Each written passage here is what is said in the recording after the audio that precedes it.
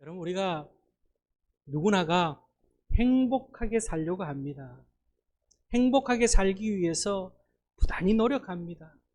뭔가를 소유하면 행복할 거라고 생각해서 물질적인 것을 소유하려고 애를 씁니다. 물질에 마음을 두고 그것을 소유하면 행복할 거라고 생각합니다. 때로는 내가 좋아하는 사람을 쫓아다닙니다. 요즘 이 연예인들을 따라다니는 그 팬층들이 굉장히 하죠. 요즘 또 트로트 가수들이 인기가 많아서 임영웅이라고 하는 가수 그 콘서트 티켓을 예매하려면은 뭐 하늘의 별 따기라고 할 만큼 그렇게 팬층이 두껍고 그 콘서트 티켓 한 장만 구해도 그렇게 행복해들 하더라고요. 우리가 무엇을 품느냐에 따라서 우리의 마음속에 행복감이 그렇게 자리 잡을 수 있다는 거죠. 여러분, 무엇으로 행복해하고 계십니까?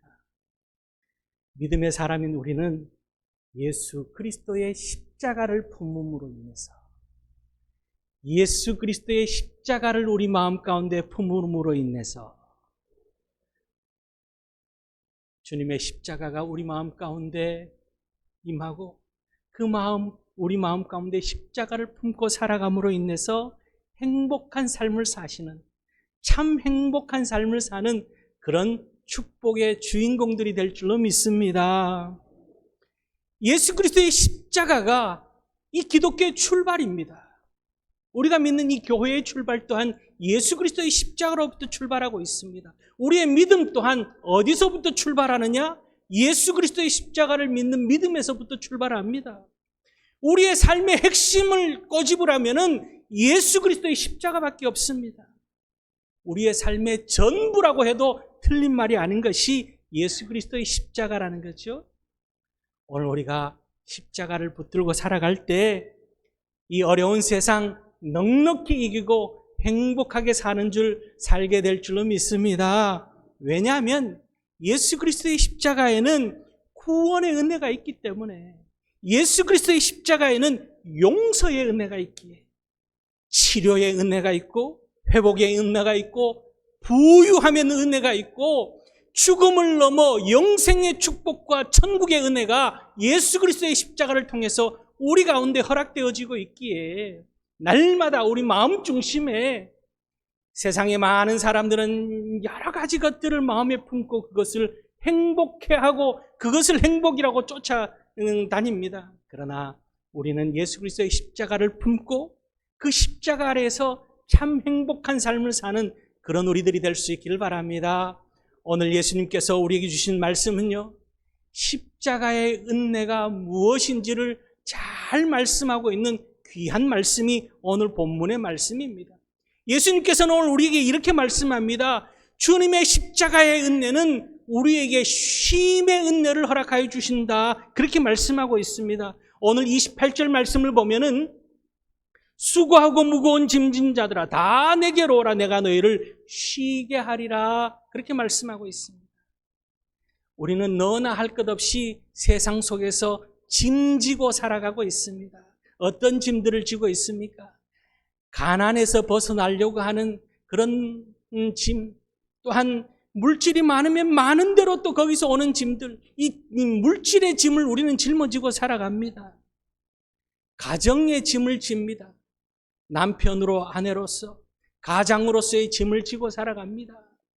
또한 장성에서는 부모의 일을 생각하는 그런 짐, 자녀로서의 짐도 지고 살아갑니다.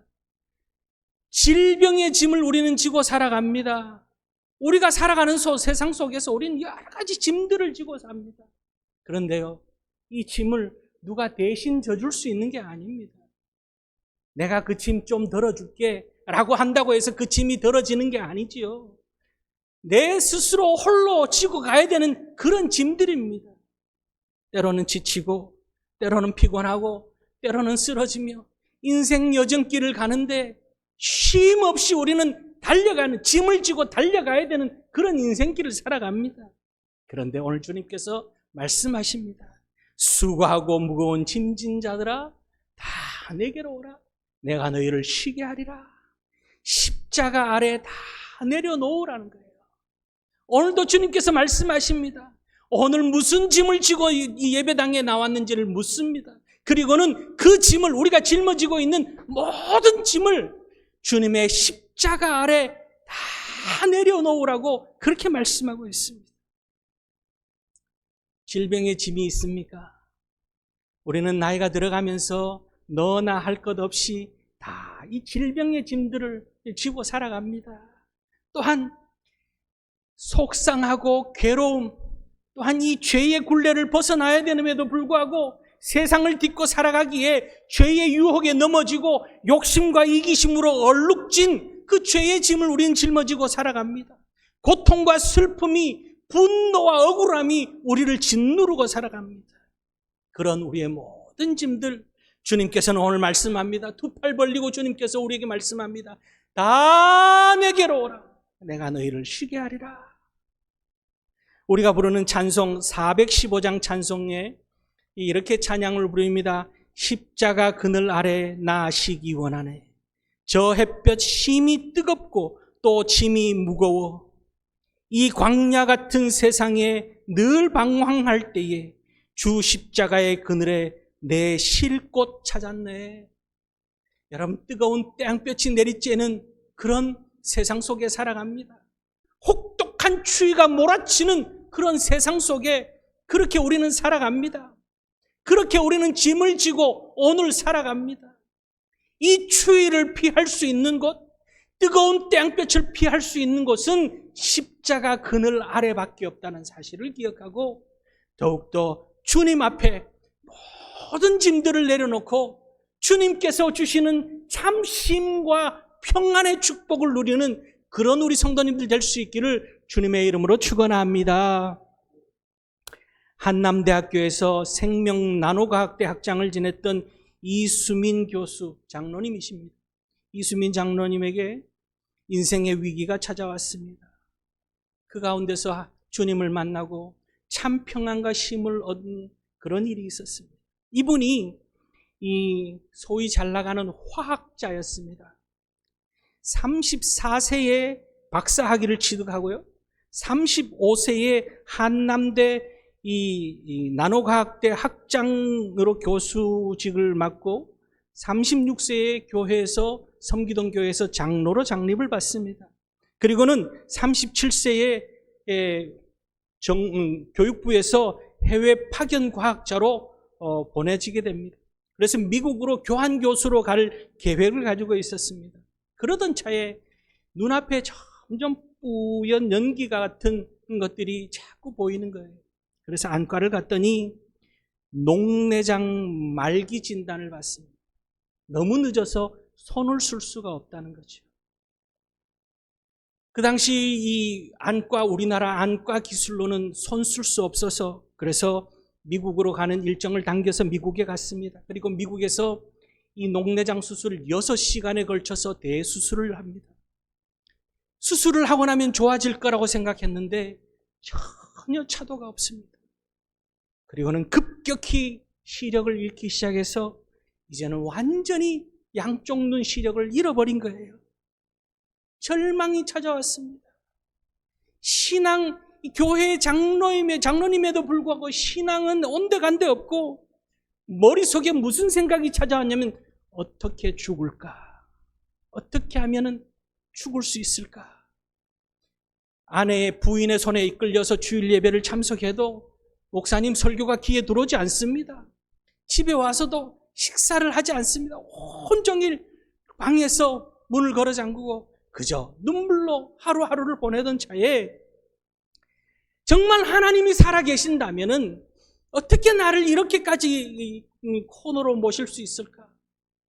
그 승승장구하던 인생이 한순간에 나락으로 떨어진 겁니다. 죽을 궁리만 하고 있던 차에 교회에서 온 교인들이 나이아가라 폭포로 야유회를 간다는 소식을 듣습니다. 그리고는 이 교수도 자기도 따라가야 되겠다. 가서는 거기에서 발을 헛디딘 것처럼 해서 생을 마감해야 되겠다 생각을 하고는 따라 나서기로 작정을 합니다. 그런데 그날 밤 주님께서 찾아오셨습니다. 성령 하나님께서 임재하신 거예요. 밤에 잠이 들었는데 정말 바람 같은 소리가 나기 시작하고 나서부터 눈앞에 불빛이 보이는데 번갯불처럼 환한 불빛이 보이고 하나님의 음성이 들리기 시작합니다. 이사야 41장 10절 말씀이 귀에 들려집니다. 두려워하지 말라. 내가 너와 함께함이라. 놀라지 말라. 나는 내 하나님이 됨이라. 내가 너를 굳세게 하리라. 참으로 너를 도와주리라. 참으로 나의 의로운 오른손으로 너를 붙들리라. 하나님의 음성이 들립니다. 그렇게 성령 하나님의 임재를 경험하고 나니까 장로임에도 불구하고 지금 처한 현실을 앞에 절망하며 죽을 궁리만 했던 자신이 너무너무 부끄러운 거예요. 하나님 앞에 무릎 꿇고 침상에서 내려와서 무릎 꿇고 기도하기 시작했어요. 통곡하며 기도했어요. 회개하기 시작한 거예요. 한참을 울면서 기도하며 회개하는 가운데 하나님의 음성이 다시 들려옵니다. 나를 의지하고 일어서라 라는 음성이 들립니다. 그리고 나서 이 장로님이 나중에 간증하며 하는 이야기가 하나님의 그 손길이 아버지의 큰 손이 어린아이의 손을 잡는 것처럼 그렇게 느껴졌다는 거예요. 그리고는 매사추세츠 대학의 화학과 연구교수로 들어가게 됩니다. 그리고는 교수들과 하는 모든 대화를 다 녹음을 하기 시작했어요. 다 이 귀로만 들어야 되니까 녹음을 해서 집에 와서 또 듣고 또 듣고, 그리고 자기의 전공 서적은 아내가 다 읽어서 녹음을 해서 그렇게 듣기 시작했습니다. 남들보다 몇 배의 노력을 함에도 불구하고 마음의 평안이 찾아온 거예요. 하나님이 함께 하시고 계신다라고 하는 믿음이 생기기 시작하고 주님의 십자가가 늘 나를 보호하시고 인도하신다는 생각을 하니까 평안이 찾아온 거죠. 이분이요, 결국 하나님의 축복 가운데 세계 3대 인명사전 가운데 2군데의 이름이 올랐습니다. 미국 인명사전인 ABI의 최우수 화학자로 기록이 됩니다. 그리고 영국 캠브리지 국제인명센터인 IBC의 탁월한 과학자로 선정이 되어졌다는 거죠. 우리가 살아가는 인생 가운데 환난이 끊임없습니다. 크고 작은 물결이 우리 가운데 밀려옵니다. 우리는 수고하고 땀 흘리고 노력하지만 인생의 짐은 생을 마감할 때까지 우리가 짐을 지고 살아갑니다. 크고 작은 짐들을 집니다. 여러분, 오늘 지금 우리가 어떤 짐들을 지고 있습니까? 경제적인 물질의 짐을 지고 있습니까? 질병의 짐을 지고 있습니까?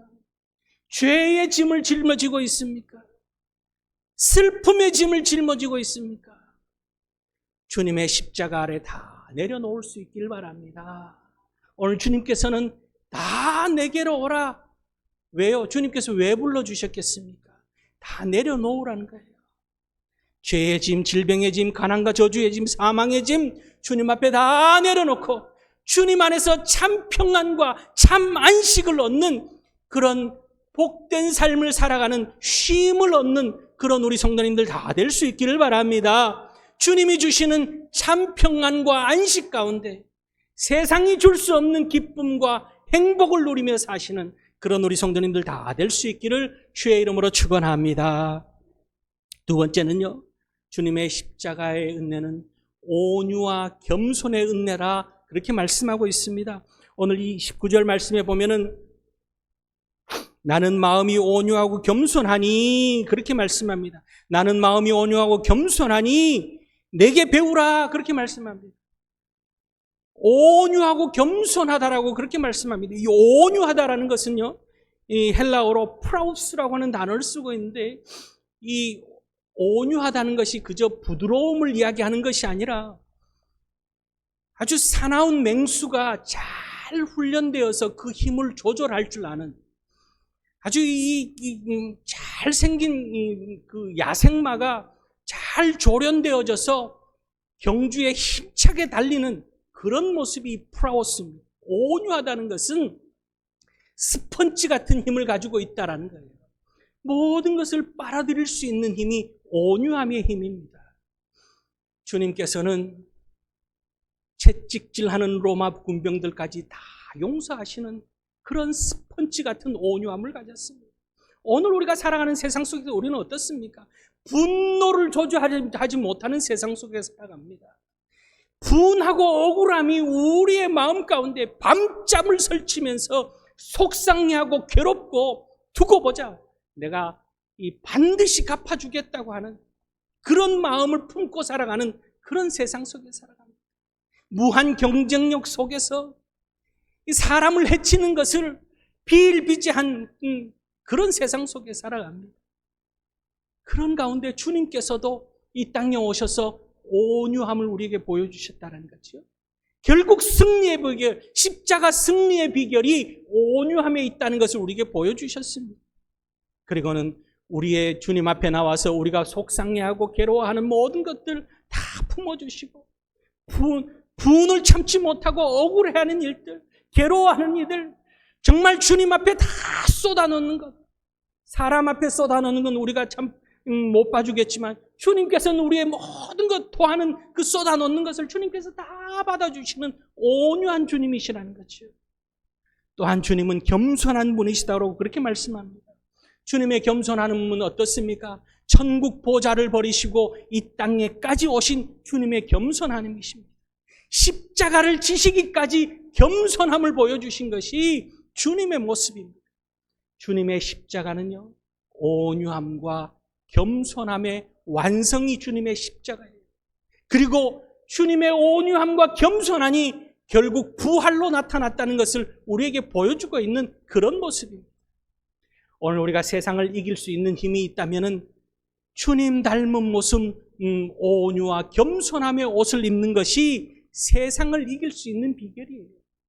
세상 사람들처럼 물질의 부유함을 갖고 지식의 풍요로움을 갖고 세상 권세를 갖는 것이 세상에서 이기는 비결이 아니라 주님 닮은 모습으로 온유함과 겸손함, 우리가 힘이 없어서 나약함으로 낮아지는 것이 아니라 주님이 주시는 능력, 무한한 능력을 가지고 온유함과 겸손함으로 옷 입는 것이 세상을 이기는 부활의 능력이라는 사실을 가지고 주님 닮은 모습으로 온유함과 겸손함의 은혜를 덧입고 살아가는 그런 우리들이 될 수 있기를 주의 이름으로 축원합니다. 그럴 때에 우리의 고집과 우리의 교만과 우리의 욕심과 우리의 이기심과 우리의 분노와 우리의 모든 것들을 다 주님의 십자가 아래 다 내려놓을 수 있게 됩니다. 그렇게 온유함과 겸손한 은혜 가운데 살아가실 수 있기를 간절히 소망합니다. 세 번째는요, 주님과 동행하는 은혜를 십자가 아래 주님께서 허락해 주셨습니다. 오늘 29절 30절 말씀을 다시 한번 보면은 나의 멍에를 베고 내게 배우라 그리하면 너희 마음이 쉼을 얻으리니 이는 내 멍에는 쉽고 내 짐은 가벼움이라 하시니라, 그렇게 말하고 있습니다. 옛날 이스라엘에는 소를 두 마리를 멍에를 메고 결의를 하도록 그렇게 했습니다. 우리나라도 옛날에는 그렇게 소를 한 마리를 하기도 하고 두 마리를 하기도 그렇게 했던 기억이 납니다. 제가 어릴 때만 해도 시골에 가면은 한 번씩 봄 되면은 봤던 기억이 납니다. 두 마리 소를 함께 결의하게 하는데 두 마리를 다 힘센 소를 하면은 더 잘할 것 같지만 그렇지 않다는 거예요. 소들끼리 경쟁이 붙어서요, 오히려 망친다는 거죠. 그래서 한 마리가 힘센 소를 한다면 한 마리는 약한 소를 합니다. 한 마리를 숫소를 한다면 한 마리는 암소를 하기도 하고 한 마리는 어미소와 새끼 송아지를 그렇게 결의를 합니다.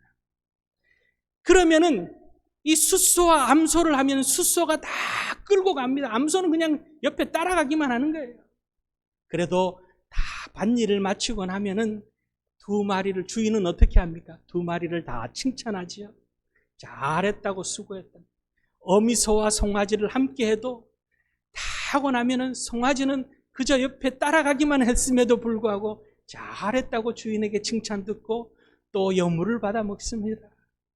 오늘 주님께서 나의 멍에를 메라라고 하는 것은 너 스스로 십자가를 짊어지고 인생을 가라고 우리를 그렇게 세상 속에 내모는 것이 아니라 함께 하시겠다라고 하는 그런 약속의 말씀입니다. 주님과 함께 멍에를 매는 것이 우리의 인생에 얼마나 축복인지 말씀하고 있는 그런 말씀입니다. 우리가 이 땅에서 각자의 십자가를 짊어지고 나아가고 있습니다. 그런데 그 십자가를 짊어지고 가는 길이 나 혼자만의 길이 아니라 주님이 함께 하시는 길이라는 사실을 오늘 분명히 말씀을 통해서 깨닫고 주님과 동행함으로 풍성한 축복, 하나님의 놀라운 은혜의 축복을 경험하며 살아가는 그런 우리들이 될 수 있기를 바랍니다. 괜찮아 그래도 널 사랑해 라고 하는 책을 쓴 이송용 선교사님이 계십니다. 인도네시아에서 선교하고 계시는 이송용 선교사님, 이 괜찮아 그래도 널 사랑해 라고 하는 책에 보면은요, 조건 없이 사랑하시는 아버지 사랑에 대해서 참 자신이 경험한 것을 잘 소개하고 있습니다. 또한 끝까지 사랑하시는 예수님의 사랑을 경험한 것을 이야기합니다. 그리고 성령 하나님께서 날마다 동행하여 주심을 그가 경험한 것을 잘 이야기하고 있는 책, 그런 귀한 책입니다. 이 송용 선교사님이 어릴 때 가정 형편이 어려워서 대학 졸업할 때까지 아르바이트를 하면서 학비를 충당했습니다. 신문 배달을 하고 우유 배달을 하고 또 식당에서 서빙을 하고 그렇게 또 굶주려 가면서 그렇게 공부했던 분이 이 선교사님이셨습니다. 그렇게 공부하면서 대학을 어디를 나왔냐면 한국과학기술원, 한국과학기술대학교 카이스트라고 하는 거기에서 석사와 박사 학위를 다 받았습니다. 그리고는 선교의 큰 뜻을 가지고 그리고 더 공부를 해야 되겠다 하는 생각으로 미국으로 건너갈 준비를 하고 있던 차에 하나님의 소명을 받습니다. 부름을 받습니다. 주위에서 다 만류하고 반대하는데도 그 어려운 가운데 이 아내와 함께 몽골 선교를 떠납니다. 몽골로 가는데 아내가 임신한 지 8개월 된 아내와 함께 몽골 선교사로 파송을 받아서 갑니다. 갔더니 얼마나 환경이 열악한지 아내가 출산하는데 정말 어렵게 출산을 합니다. 출산을 했는데도요, 아이를 젖을 먹일 수 없어서 젖이 나오지 않아서 환경이 너무 어렵기 때문에 우리나라 같으면 미역국을 먹고 이렇게 해서 영양을 보충하고 아이들한테 공급을 할 텐데 그러지 못해서 너무 힘든 거예요. 그래서 이 선교사님이 하나님, 정말 이곳에서 내가 선교를 하는 게 맞습니까? 맞다면은 이 좀 환경을 좀 좋게 만들어 주시면 안 되겠습니까? 아니면 다시 본국으로 돌아가든지 미국으로 가든지 길을 열어달라고 간절히 기도하는 가운데 나중에 그 책에 그렇게 기록되어져 있습니다. 하나님께서 이 선교사님에게 기도하는 가운데 이런 음성을 들려주십니다. 이 백성은 누가 먹이겠느냐? 그 음성을 듣고 나서 젖이 안 나와서 젖을 달라고 울고 있는 자기 아이를 보니까 이 몽골 사람들의 생각이 나는 거예요. 하나님의 말씀의 꼴을 먹지 못하고 말라져 가고 있는, 영적으로 말라가고 있는 이 몽골 민족을 향한 하나님의 뜨거운 사랑이 느껴진 거예요. 그래서 그 길로 몽골에서 5년 동안 열심히 선교 사역을 감당했습니다. 그리고 또 하나님께서 새롭게 길을 열어주셔서 인도네시아로 가서 그곳에서 지금까지도 선교를 하고 있습니다. 이 책에 선교사님이 이렇게 기록하고 있습니다. 하나님을 따라가는 것이 가장 좋은 길이요, 하나님이 원하시는 곳에 있는 것이 가장 큰 축복입니다. 그렇게 기록해놨습니다. 때로는 우리가 가는 길이 참 십자가를 짊어지고 가는 그런 멍에의 길입니다. 그러나 그 길이 외롭고 힘들고 그렇게 홀로 가는 길이 아니라 주님께서 함께 멍에를 지고 우리와 함께 가고 계신다는 사실을 우리가 잊지 않고 그저 우리는 묵묵히 주님만 따라가면은 그것이 가장 좋은 길이고 가장 행복한 길이고 가장 평안한 길이며 가장 쉬운 길이라는 사실, 남들이 볼 때, 세상 사람들이 볼 때는 참 어려워 보이는 길이고 힘들어 보이는 길이고 미련해 보이는 길이라 할지라도 주님이 함께 하시기에 거기에 참 기쁨이 있고 행복이 있고 감사가 있고 평안이 있다는 사실을 기억하고 주님과 함께 멍에를 쥐고 저 천국에 이르기까지 묵묵히 동행하는 십자가 은혜의 삶을 사는 그런 우리 모두가 될 수 있기를 주의 이름으로 축원합니다. 참 고단한 인생길입니다. 무거운 짐을 짊어지고 가야 되는 인생길입니다. 이 길에 주님의 십자가의 은혜가 없다면 우리는 쓰러지고 일어설 수 없는 그런 우리들일 수밖에 없습니다. 그러나 주님께서 우리에게 십자가의 은혜를 허락하여 주셨기에 우리의 모든 짐을 주님의 십자가 아래 내려놓고 참 쉼과 평안을 얻고 주님 닮은 모습으로 온유함과 겸손으로 옷 입고 이 땅에서 부활 승리의 삶을 살며 주님과 동행함으로 천국의 기쁨을 누리며 살아가는 그런 우리 모든 성도님들, 축복의 자리, 은혜의 자리에 서는 그런 우리들이 될 수 있기를 주의 이름으로 축원합니다. 기도하시겠습니다.